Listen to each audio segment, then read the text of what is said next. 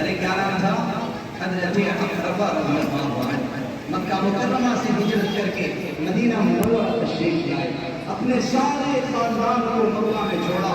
اکیلے اتنے تنہا، اور ساتھ میں ان کی بیوی اور ایک چھوٹا سا بچہ تھا، ایک چھوٹا سا بچہ تھا جس کا نام بحیر تھا، لیکن آپ صلی اللہ علیہ وسلم نے اس بچے کا نام بعد میں رکھا تھا،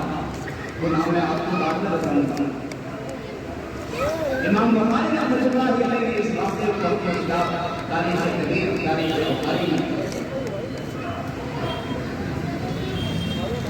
بخاری میں امام بخاری رحمۃ اللہ علیہ